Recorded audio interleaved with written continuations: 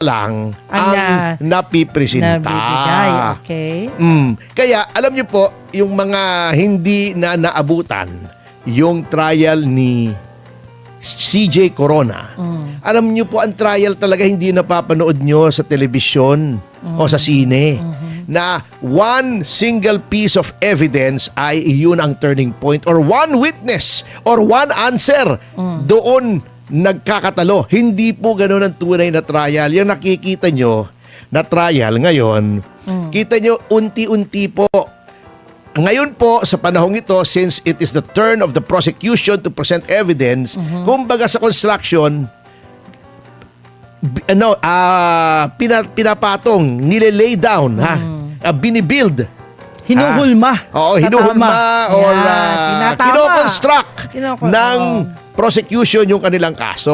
Opo. Ang trabaho naman ng depensa, yung inaangat nila, yung pinapatong-patong nila na ebidensya piece by piece, Tinitingnan ginigiba naman. Pinapatumba naman. Ganon talaga.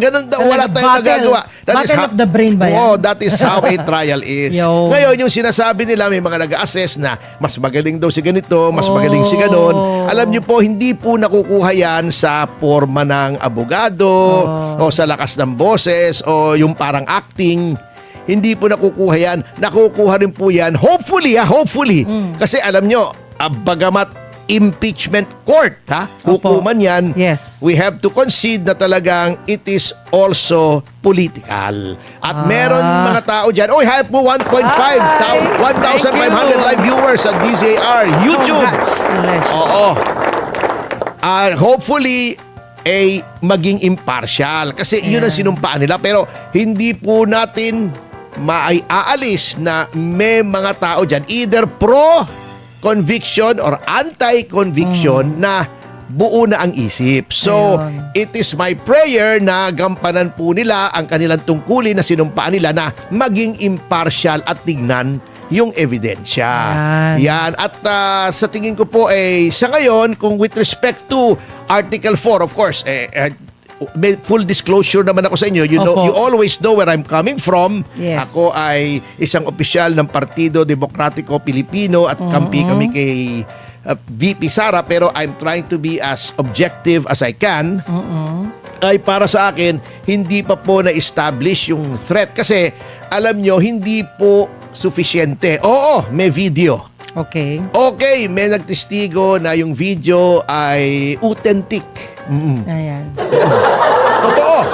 Hindi falsifikado, authentic, di ba? English ba yan? Tagalog? Hindi, authentic, di ba?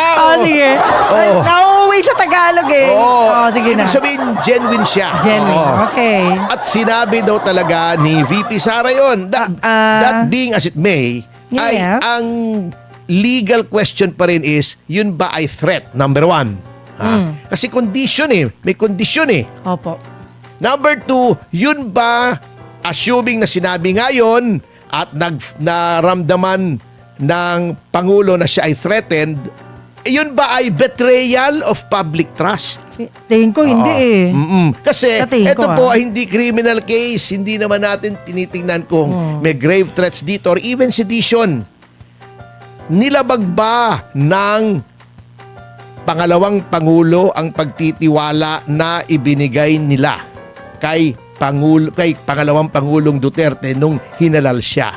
Sa tingin ko hindi pa rin. Hindi pa, alam mo, bakit? Sabihin mo. Pag-usapan natin yan. Kasi naman, pag ang threat ay kagaya sa ngayong walang nakikitang tao talagang kinuha o hitman. Wala naman yung presensya ng hitman na yun, wala naman yun Parang pinipilit na lang na palabasing meron. Tama. Isa yun. Tama.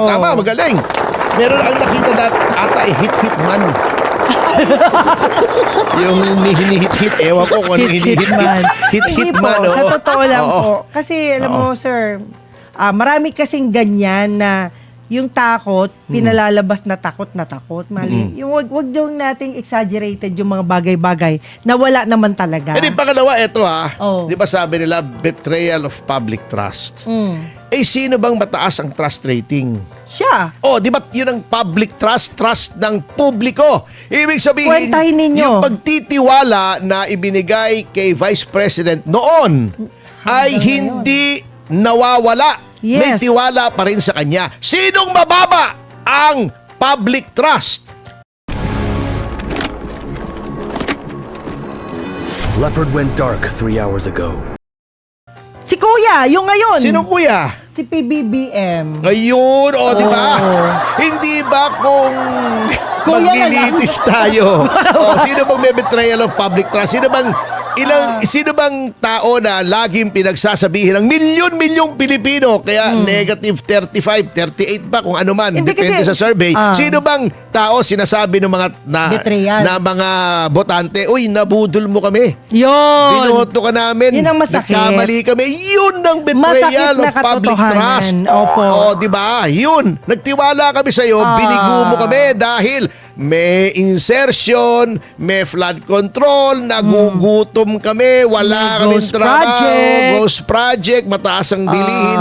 Yun ang betrayal of public trust. Oo. Ayan. May nagtiwala kami na pabubutihin mo ang buhay namin. Oh. Nagtiwala kami na pabubutihin nyo Yes. ang pamamalakad sa pamahalaan. Nagtiwala kami na ipagpapatuloy ninyo yung Yung maganda. sinimulan ni Pangulong Duterte laban sa kriminalidad, Yun. di ba?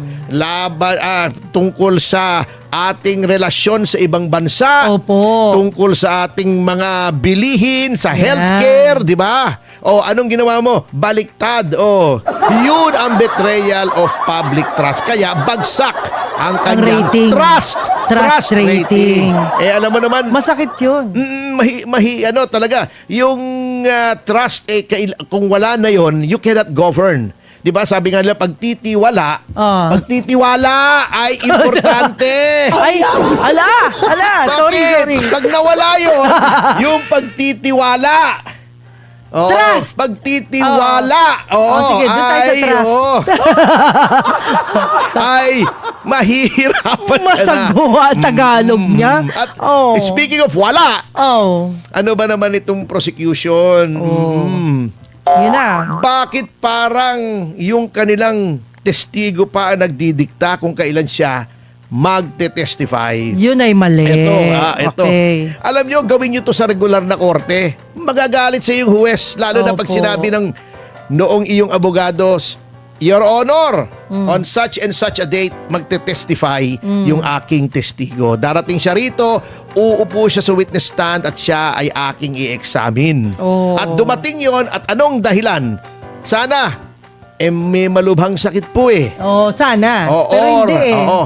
May namatayan. Hindi rin. Oh. May biyahe. May biyahe sa Thailand. Ayun. Biyahe na ano? Biyahe na konbensyon. Convention. Convention.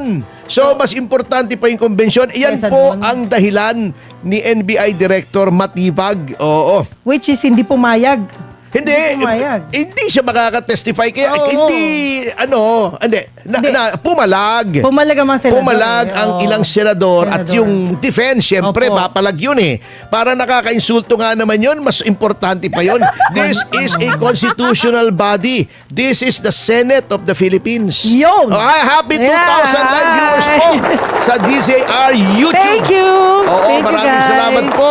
Ayan. At least tayo mayroong pagtitiwala. Salamat po. Hindi nawawala.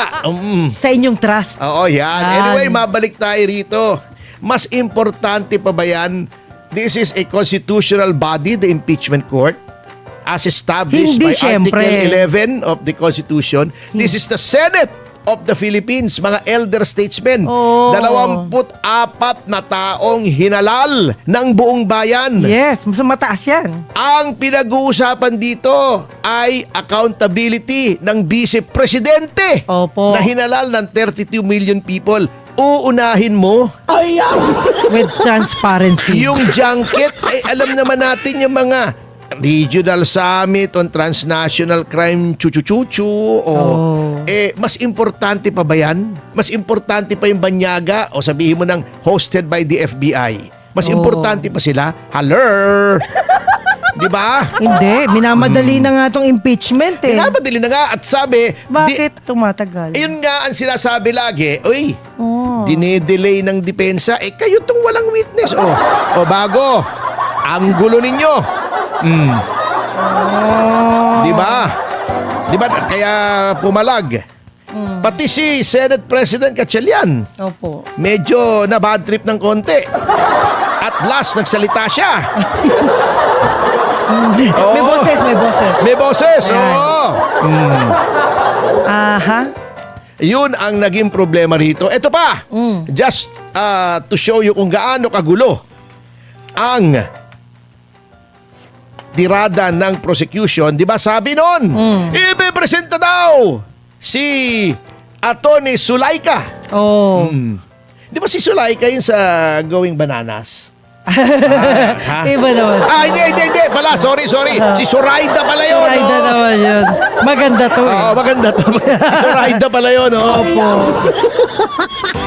Oo, iba pala. Sulaika pala ito, Sulaika. Oo. Anyway, napapunta na rin tayo sa komedyante. Ito napapansin ko lang naman. Huwag namang magagalit sa akin. Ano? Opo. At hindi naman to reflection sa galing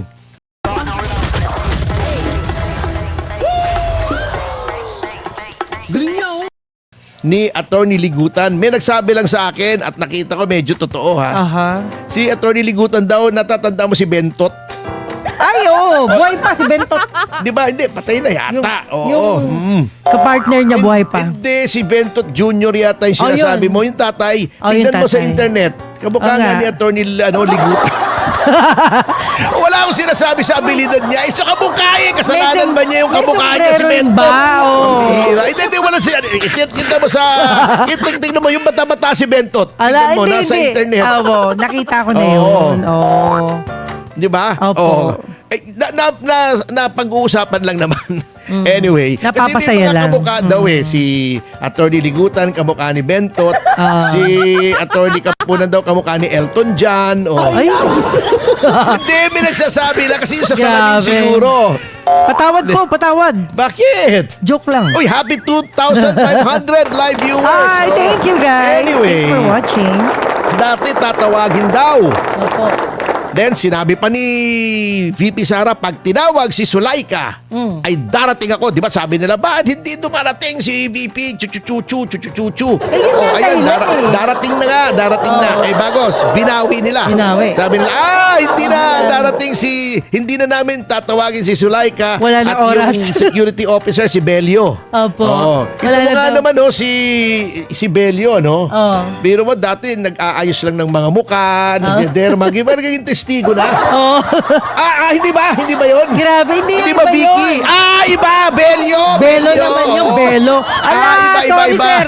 Talik sa attorney, Belo Nalilito yun. na tuloy ako rito sa ang gulo nitong hearing na to eh. May Elton John, may Bentot. Ayan na. Merong Zoraida. Ano ba? Grabe. Kabisado mo pag mga joke person, ha? Meron pang Lotok, di ba? Oo, diba? May Lotok na. May Tok-Tok pa. Ay, Hindi pa, meron. Hindi Meron pa. pang Notok. Oh. Notok. Hindi at kaya least- kasama niya si Tommy Manotok. Hindi, yung